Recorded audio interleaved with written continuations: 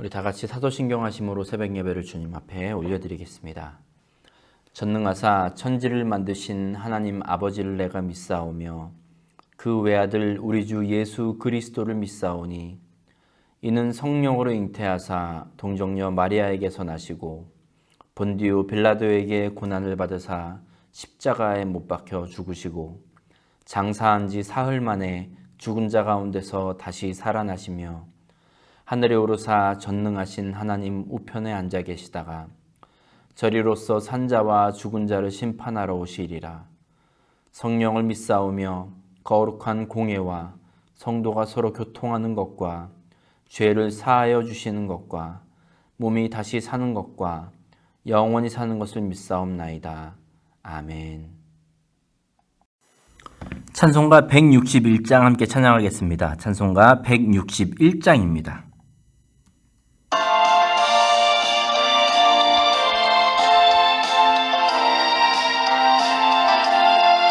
할렐루야 우리 예수 부활 승천하셨네. 세상 사람 찬양하니 천사 화답하도다. 구주 예수 부활하사 사망 권세 이겼네. 구주 예수 부활하사 사망 권세 이겼네. 할렐루야 우리 예수 왕의 왕이 되시고 우리들의 중보 되심 성령 증거하시네. 구주 예수 부활하사 처음 열매 되셨네. 구주 예수 부활하사 처음 열매 되셨네. 할렐루야 우리 예수 금과 티가 없도다.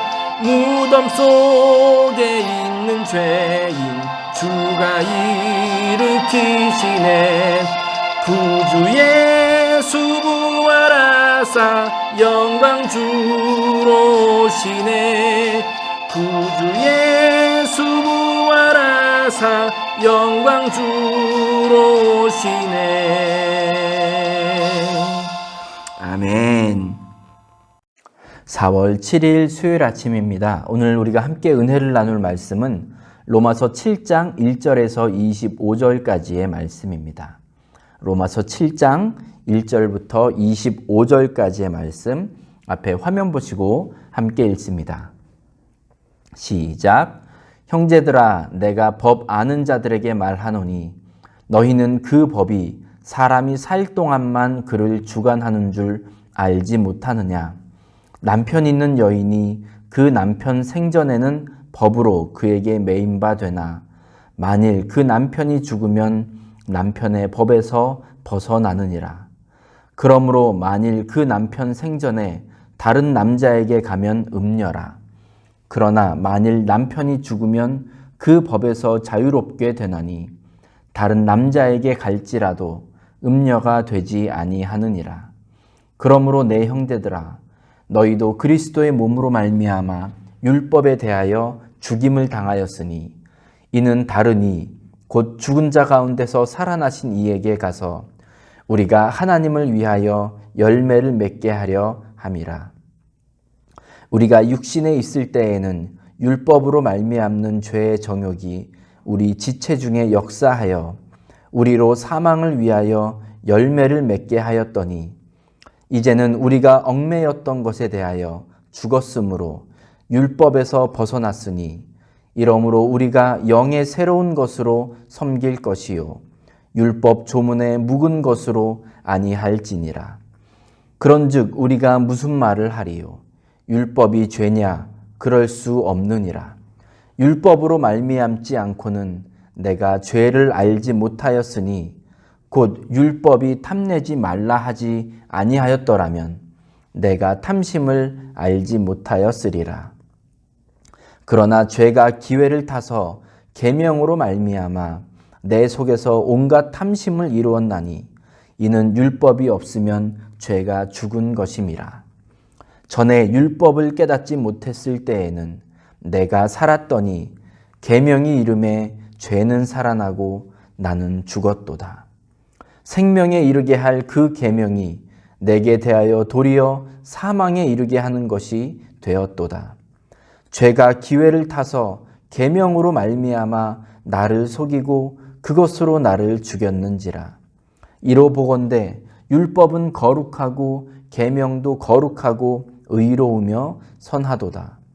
그런즉 선한 것이 내게 사망이 되었느냐? 그럴 수 없느니라.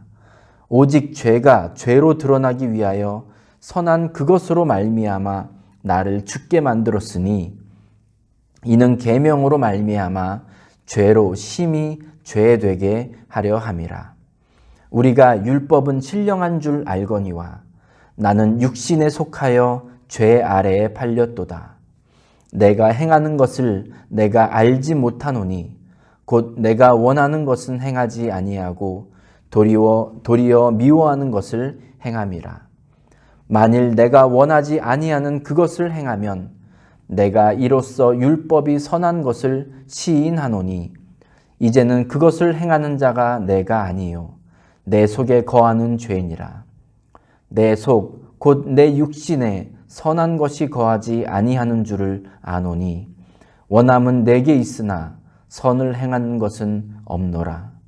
내가 원하는 바 선은 행하지 아니하고 도리어 원하지 아니하는 바 악을 행하는도다.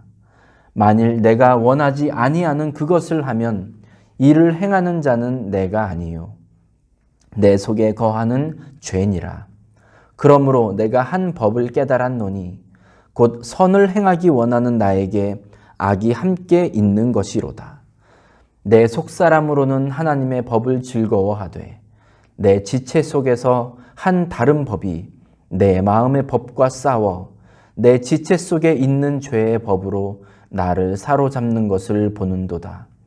오호라, 나는 곤고한 사람이로다. 이 사망의 몸에서 누가 나를 건져내랴. 우리 주 예수 그리스도로 말미암아 하나님께 감사하리로다. 그런즉 내 자신이 마음으로는 하나님의 법을 육신으로는 죄의 법을 섬기노라. 아멘. 중앙교회 성도 여러분, 우리 예수님의 이름으로 여러분을 사랑하고 축복합니다. 예수님께서 부활하신 이후에 제자들은 감격에 겨운 하루하루를 보냈습니다. 마찬가지로 우리 모두도 매일매일 우리 주님의 부활에 감격하며 사시길 간절히 축원합니다. 아멘. 바울은 로마서에서 이제까지 사람들이 절대적인 영향력 아래에 있었던 율법, 그리고 예수님께서 우리에게 허락하신 그 대속의 은혜, 그로 인해서 우리가 하나님 앞에 의롭다함을 얻게 되었죠. 율법과 예수님의 은혜, 이 두 가지를 비교하며 말하고 있습니다. 그런데 언뜻 보면 사도 바울은 율법은 나쁜 것이고 없어져야 할 것처럼 그렇게 주장하는 것으로 들리기도 합니다. 오직 은혜만 좋은 것이고 율법은 다 잊어야 되는 것이고 다 없어져야 할 것, 이렇게 우리가 이해하기 쉬운데 오늘 7장 말씀을 보시면 바울이 율법에 대해서 어떤 이해를 가지고 있는지 잘 보여주고 있습니다. 7절 보시면 그런즉 우리가 무슨 말을 하리요? 율법이 죄냐? 그럴 수 없느니라. 율법으로 말미암지 않고는 내가 죄를 알지 못하였으니 곧 율법이 탐내지 말라 하지 아니하였더라면 내가 탐심을 알지 못하였으리라 했습니다. 우리가 가지고 있는 그 오해, 율법은 너무나도 악한 것이어서 폐기해야 할 것이다 라는 그런 오해에 대해서 바울이 분명히 말하고 있죠. 율법이 죄가 될 수 없다고 말입니다. 율법이 있기 때문에 그 율법에서 우리에게 기준을 제시해 주었기 때문에 우리는 무엇이 죄인지 알게 되었다라고 바울은 말하고 있습니다. 율법이 악한 것이 아니다라는 말은 사실 너무나 당연한 말입니다. 이스라엘 백성들에게 율법을 주신 분이 바로 하나님이기 때문에 그렇습니다.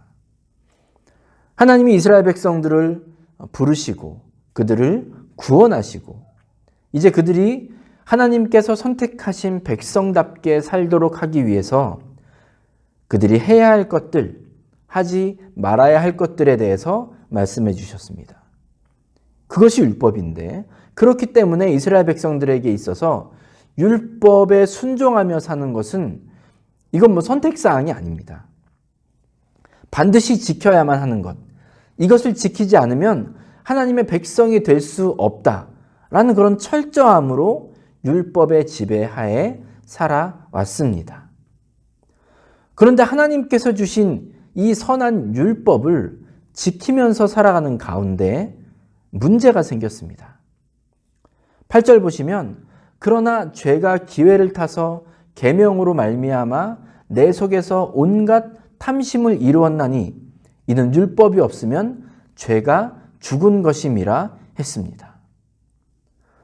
그리고 이 율법, 이 생명에 이르게 할 이 계명 때문에 10절에 보시면 내게 대하여 도리어 사망에 이르게 하는 것이 되었도다 라고 바울이 말하고 있죠. 율법을 잘 지키고 살아가다가 그것이 나를 도리어 사망에 이르게 했습니다. 왜 그랬습니까? 8절과 11절에서 말하는 것처럼 죄가 기회를 타서 그 안에서 역사했기 때문에 그렇습니다. 하나님이 주신 율법 자체에 어떤 문제가 생기고 오류가 생긴 것이 아니라 죄가 틈을 노리고 있다가 우리에게 이 죄를 깨닫게 해주시는 율법을 이용해서 우리를 공격하고 우리를 죽게 만든다는 것이지요. 이게 좀 우리가 성경에서도 보고 지금 우리가 살아가는 면에 있어서 현실적인 부분으로 이제 바꾸어 말하게 되면 율법이 비난과 정죄의 도구로 전락해버린 것입니다. 율법에 기록된 대로 지키고 또 살아가는 것을 최고의 가치로 여기고 이렇게 율법을 연구하고 사람들을 가르쳤던 바리새인들, 서기관들, 대제사장들, 어떻게 보면 율법을 강조하고 율법 지켜야 되는 것에 대해서 절대적인 권위를 부여했던 이들의 주장은 틀린 것이 아닙니다. 율법을 소중하게 지켜야죠. 그런데 그 율법을 지키다가 율법 그 자체가 최고의 의가 되어버렸습니다. 그리고 하나님께서 주신 율법을 잘 지키는 것, 이거 좋은데 율법을 지켜야 된다는 그 잣대, 그 기준을 사람들에게 너무 들이밀면서 그에 따른 부작용이 생기기도 했습니다. 예를 들어 안식일을 거룩하게 지키라는 하나님의 명령이 있죠. 이 율법에 대한 가장 올바른 태도는 하나님께서 안식일을 거룩하게 지키라는 그것을 그 중심을 이해하고 마음을 다해서 받아들이고 최선을 다해 지키는 것. 이게 이제 율법을 대하는 올바른 태도일 텐데 그보다 지금 다른 사람들이 안식일을 어떻게 지키고 있는가 여기에 더 많은 관심을 가지게 되는 겁니다. 그리고 그 사람이 안식일을 제대로 지키지 않으면 비난하고 정죄하기 시작하는 거죠. 예수님께서 여러 차례 말씀하셨지만 율법을 행하는 것도 물론 중요하지만 율법의 정신, 하나님께서 왜 이 율법을 주셨는지 이게 더 중요하다고 말씀하셨거든요. 그런데 율법을 지키며 행하며 가르쳤던 많은 사람들 중에 율법의 정신, 하나님의 마음에 대해서는 아무런 관심이 없고 오직 다른 사람들이 이 법을 지키고 있는가, 그렇지 않은가, 제대로 지키고 있는가 여기에만 혈안이 되어 있어서 그저 모든 사람들을 율법의 노예가 되도록 만든 사람들, 이들에 대해서 예수님이 아주 엄중하게 경고하셨습니다.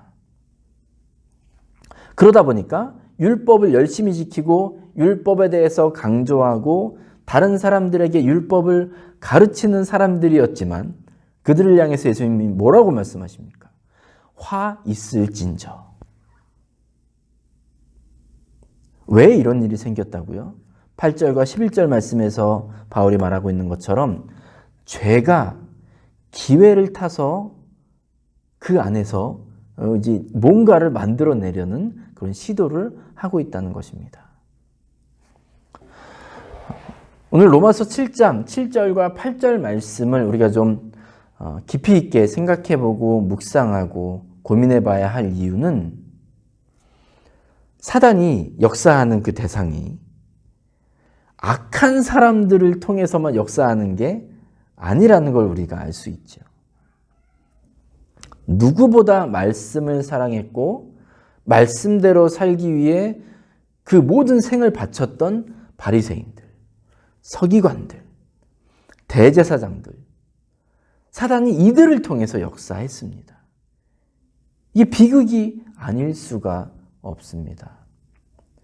바리새인들, 서기관들, 대제사장들이 이런 함정에 빠졌다는 것을 볼 때 오늘날로 바꾸어 보면 목회자들, 장로님들, 권사님들, 교회 생활 열심히 하시는 분들, 이런 모든 사람들도 다 경계해야 되는 것입니다. 어쩌면 우리는 교회와 성도들을 위해서 내가 헌신하고 열심히 한다고 하는데 때로 내 열심이 그리고 내 기준이 다른 사람을 비난하고 정죄하는 도구로 쓰여서는 안 된다는 것입니다. 그래서 우리는 늘 이 율법의 정신, 하나님께서 왜 율법을 주셨는지에 대해서 관심을 가져야만 합니다. 그때 비로소 하나님께서 허락하신 그 율법의 정신, 하나님의 마음을 이해하며 올바로 율법을 행하고 지킬 수가 있는 것입니다. 마찬가지로 우리들이 이제 교회로 돌아왔지 않습니까? 교회를 허락하신 하나님, 하나님의 마음을 우리는 헤아려야 합니다. 교회를 찾은 게 끝이 아닙니다. 그 안에서 우리가 무엇을 하는지, 이것이 하나님께서 교회를 우리에게 허락하신 그 마음을 앞서는 것이 되어서는 안 되는 것이죠. 열심히 하고 내가 무엇을 하는 것, 내가 무엇을 계획하는 것, 이것이 하나님의 마음을 앞서버리면 안 됩니다. 이게 참 어려운 것이요. 정확하게 선이 그어져 있으면 조심하기도 쉽고 그렇겠지만 그런 구분이 확실하게 보이진 않거든요. 그래서 우리는 늘 겸손하게 하나님의 마음을 헤아리기 위해 노력해야 합니다. 율법은 선한 것입니다. 그런데 율법을 지키고 행하는 우리들이 사단의 꼬임에 넘어가기 쉽습니다. 하나님께서 허락하신 교회는 선합니다. 하지만 그 안에서 열심히 신앙생활을 하고자 하는 우리들은 쉽게 넘어지는 사람들입니다.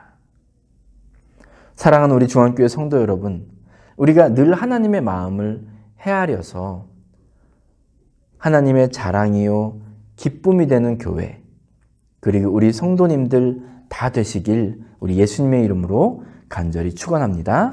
아멘. 기도하겠습니다. 아버지 하나님 감사합니다. 우리에게 허락하신 모든 것, 눈에 보이는 그것, 거기에만 집중할 것이 아니라 하나님께서 우리에게 주신 그것에 대한 마음, 그 정신을 헤아릴 수 있는 저희들이 다 되게 하여 주시옵소서. 내 열심이, 내 계획이 하나님의 마음을 앞서지 않도록 주님 늘 저희들을 붙잡아 주시옵소서. 겸손하게 주님의 뜻을 구하며 주님께 순종하며 나아가는 우리 중앙교회와 우리 모든 성도들 다 되도록 주님 은혜 내려 주시옵소서. 예수님의 이름으로 감사하며 기도합니다. 아멘. 찬송가 312장 너 하나님께 이끌리와 함께 찬양하겠습니다. 찬송가 312장입니다.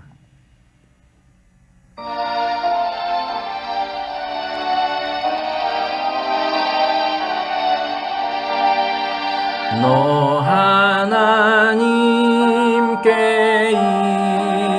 이끌리어 일평생 주만 바라면 너 어려울 때 힘 주시고 언제나 지켜주시리. 주 크신 사랑 믿는 자 그 반석 위에 서리라. 너 설레는 맘 가다듬고 희망 중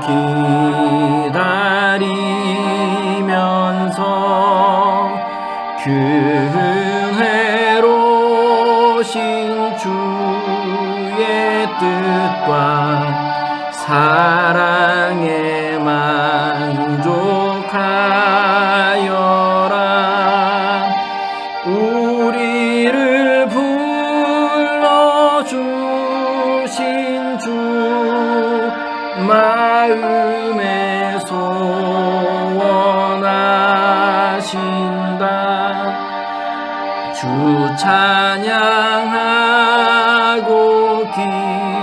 기도하며 내 본분 힘써 다하라.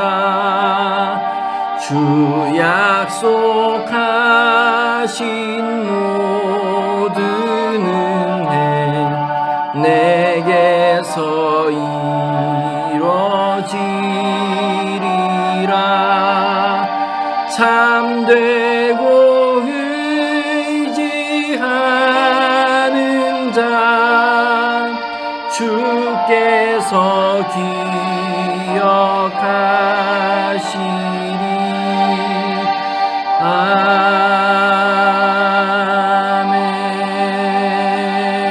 아멘.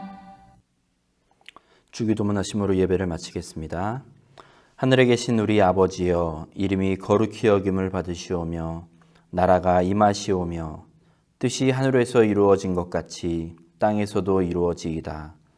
오늘 우리에게 일용할 양식을 주시옵고 우리가 우리에게 죄 지은 자를 사하여 준 것 같이 우리 죄를 사하여 주시옵고 우리를 시험에 들게 하지 마시옵고 다만 악에서 구하시옵소서.